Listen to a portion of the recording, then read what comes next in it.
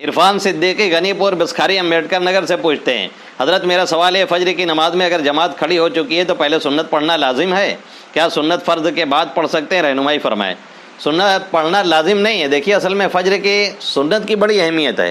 حدیث میں آپ صلی اللہ علیہ وسلم نے فرمایا کہ 2 رکعت فجر یہ کی سنت یہ دنیا و معافیہ سے بہتر ہے۔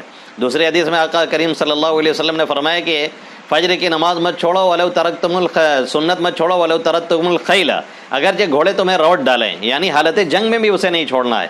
اس لیے فقہائے کرام نے لکھا ہے، اگر بعض قول یہ ہے کہ اگر 1 رکعت ملنے کی امید ہو، اور دوسرا قول یہ ہے کہ اگر قاعدہ اخیرہ ملنے کی امید ہو تو آدمی کو پڑھ لینا چاہیے، لیکن یہ معمول بنانے والی چیز نہیں۔ جیسے بہت سے لوگ ہوتے ہیں لاسٹ ہی میں آئیں گے اور جماعت کھڑی ہو گئی تب اب سنت پڑھیں گے، یہ غلط طریقہ ہے۔ کبھی اگر ایسا ہو گیا تو پڑھ لینا چاہیے۔ باقی اگر چھوٹ گئی ہے، نہیں پڑھ سکے جماعت کے چکر میں، تو فرض کے بعد فوراً نہیں پڑھ سکتے ہیں، جب اشراق کا وقت ہوتا ہے تب پڑھیں گے۔ حدیث میں بخاری شریف کی صحیح روایت ہے کہ اگر نماز چھوٹ گئی ہے اور نہیں پڑھ سکیں کسی وجہ سے تو فرض کے فوراً بعد نہیں پڑھ سکتے ہیں جب تک کہ سورج طلوع نہ ہو جائے اور اشراق کا وقت نہ ہو جائے۔